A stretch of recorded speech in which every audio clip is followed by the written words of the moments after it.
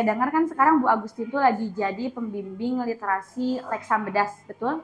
Ya, betul. Kalau boleh saya tahu, selama ini kan Bu Agustin udah ngajar kurang lebih berapa tahun? 7 tahun. 7 tahun. Terus sekarang juga lagi jadi pembimbing literasi Lex Sambedas. Menurut Bu Agustin, apa sih literasi dan multiliterasi itu? Oke, kalau sepengalaman dulu ya, waktu saya membimbing gerakan literasi itu, kan itu merupakan gagasan dari Dinas Kabupaten Bandung yang tujuannya agar para peserta didik itu bisa bergiat dalam berliterasi.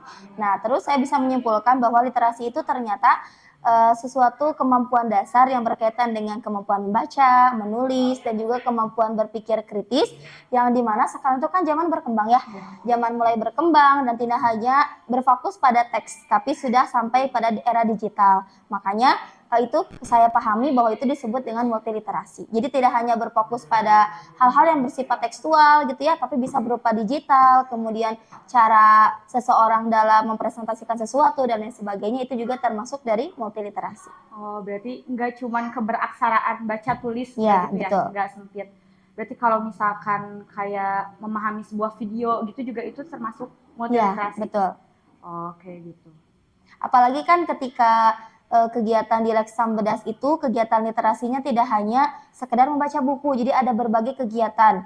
Semisal mereview bacaan dari buku, kemudian ada menceritakan kembali, atau bahkan mendongengkan sebuah kisah, kemudian ada juga kegiatan wawancara. Nah, itu semua juga bagian dari keterampilan-keterampilan literasi. Oh, gitu. Kalau boleh tahu itu tuh dari kelas berapa aja yang ikutan kegiatan itu teh? Oke, untuk kegiatan literasi di Lex Sambedas ini tuh dari kegiatan kelas 4 sampai kelas 6. Jadi memang kelas atas diambilnya. Tapi kalau misalkan di SDIT MK sendiri, kegiatan literasi ini kan sudah berjalan ya, dan itu tidak hanya kelas atas, tapi semuanya. Dimulai dari kegiatan awal yang berkaitan dengan reading time, kemudian ada kegiatan readathon yang diikuti oleh semua peserta didik, dan juga ada kegiatan mengisi pohon gelis, itu pun sama, diikuti oleh semua peserta didik. Gitu.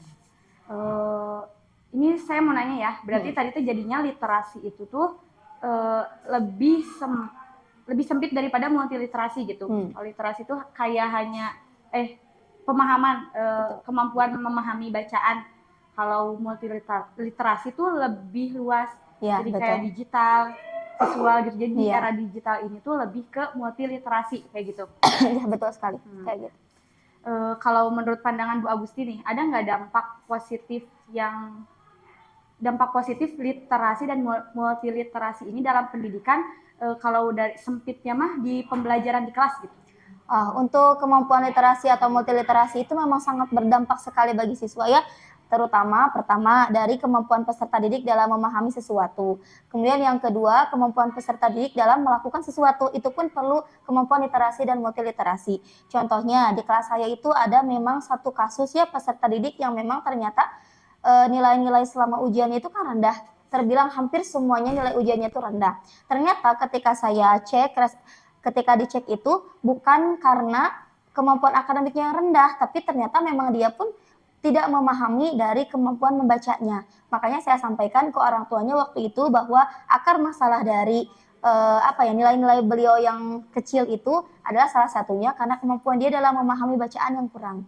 Gitu. Jadi itu sangat berdampak sekali. Akhirnya saya menyampaikan, silakan dicoba di rumah untuk melakukan terapi ya, kayak terapi sederhana lah dengan orang tua, untuk melakukan terapi membaca di setiap bada maghrib misalnya, bada maghrib 1 paragraf minimal. Dan nanti sama anak silakan ceritakan tentang apa paragraf itu, 1 paragraf aja setiap hari. Dan alhamdulillah itu terlaksana, sama orang tuanya kooperatif, dan sekarang anaknya juga sudah lebih baik gitu. Jadi memang seberpengaruh itu ya literasi untuk anak, karena memang apalagi sekarang kurikulum merdeka ya, kalau zaman dulu kan ketika ada pertanyaan cukup dengan apa yang dimaksud dengan apa gitu ya. Kalau sekarang kan harus mengamati dulu, atau mungkin ada kisahnya dulu, baru pertanyaannya di akhir gitu kan. Jadi kan perlu ada kemampuan literasi yang lebih gitu.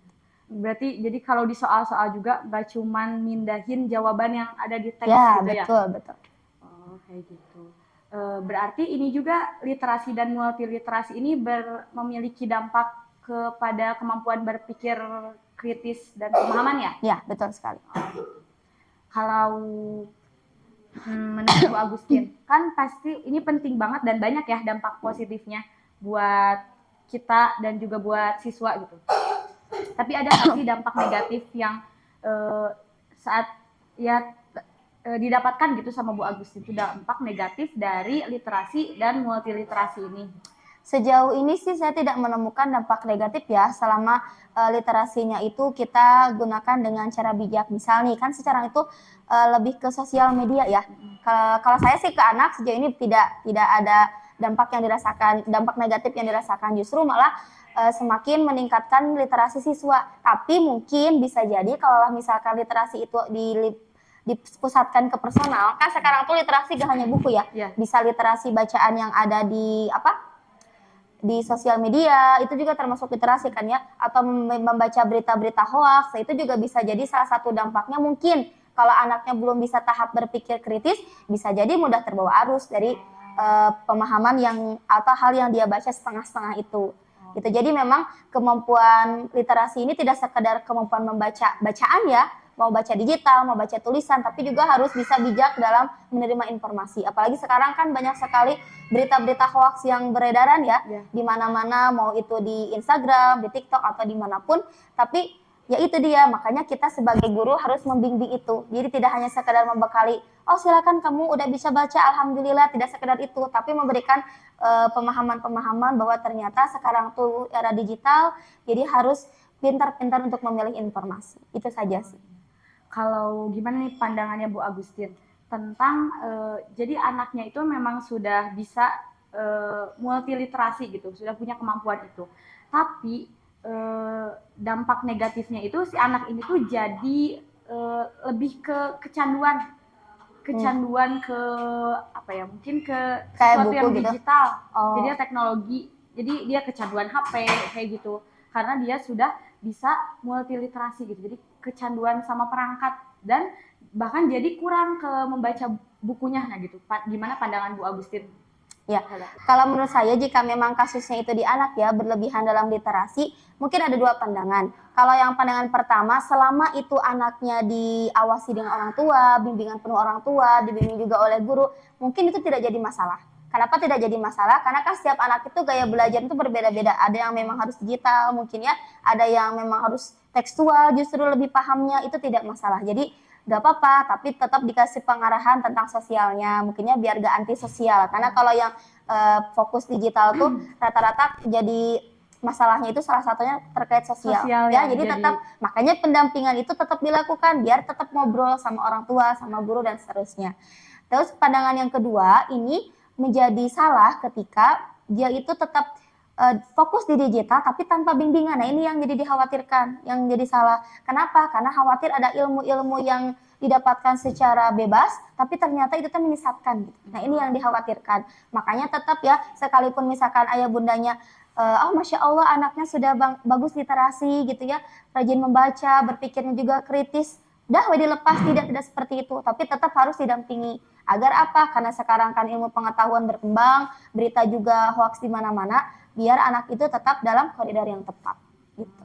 Berarti itu menjadi salah satu tantangan ya, kita juga ya sebagai orang tua guru, ya, sebagai orang tua tentang ini, tentang di multiliterasi di era digital ini. Betul.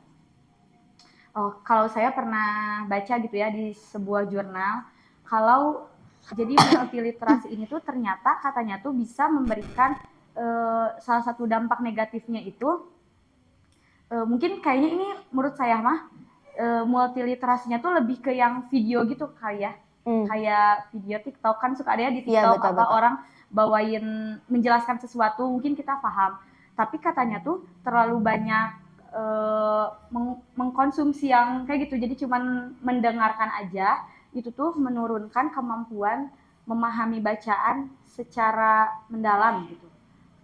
Kalau menurut Bu Agustin gimana? Ya seperti yang tadi saya sampaikan ya, memang kalau sesuatu yang berlebihan itu kan tidak baik ya. Jadi catatannya adalah mungkin terkait kasus tadi, pendampingan mau usianya berapapun, pendampingan dari orang tua, pendampingan dari guru tuh harus selalu ada gitu ya. Mau misalkan anaknya udah kuliah ya, atau bahkan udah kerja, yang namanya ngobrol, dengan orang tua, diskusi itu sangat penting. Itu untuk apa? Untuk mengkonfirmasi informasi-informasi yang dia dapat. Apalagi kan hal yang kita tonton, hal yang kita baca itu akan mempengaruhi pandangan kita, terus juga mempengaruhi sikap kita akan seperti apa, betul kan ya? Iya. Jadi memang pendampingan kita sebagai guru tuh sepanjang masa gitu ya, sebagai orang tua apalagi ya, bakal seterusnya. Mau dia masih anak-anak, mau dia masih remaja, atau bahkan sudah menikah, selama tontonannya itu masih dalam genggamannya gitu ya, itu masih harus diperlukan bimbingan-bimbingan, walaupun mungkin bentuknya akan berbeda. Kalau misalkan sudah dewasa, diskusi sederhana gitu, atau mungkin dengan pembahasan yang lebih sulit dan lain sebagainya, terus dipandu dengan bacaan-bacaan buku, atau misalnya kalau misalkan dengan anak remaja diskusi ringan gitu ya, diskusi ringan, ngobrol, terus menanyakan pendapat anaknya dengan tontonan ini dan seterusnya. Jadi memang pendampingan itu tuh harus selalu gitu ya, bagi kita sebagai guru atau mungkin orang tua. Dan mungkin jadi antara literasi dan multiliterasi ini harus seimbang ya. Ya betul. Harus, jadi walaupun sekarang di mana-mana tuh udah ada video YouTube, di TikTok ada apa segala, di Instagram, tapi kita juga berarti jangan lupa untuk membaca sumber asli ya, terutama sumber aslinya. Karena sekarang kan banyak kayak konten-konten yang mencantumkan dari sumber A, ternyata kan ketika dicek nggak ada tuh sumber A yang mengatakan hal demikian gitu. Makanya penting yang namanya belajar sesuatu itu memang yang paling baik sama guru langsung sih ya, sama guru langsung gitu. Oh yes, gitu. Berarti tadi banyak juga ya dampak positif dan di sini jadi didapatkan gitu apa saja sih pentingnya literasi dan multiliterasi ini dalam pendidikan. Oke, makasih ya Bu Agustin udah mau sama-sama meluangkan waktu buat ngobrol-ngobrol sedikit.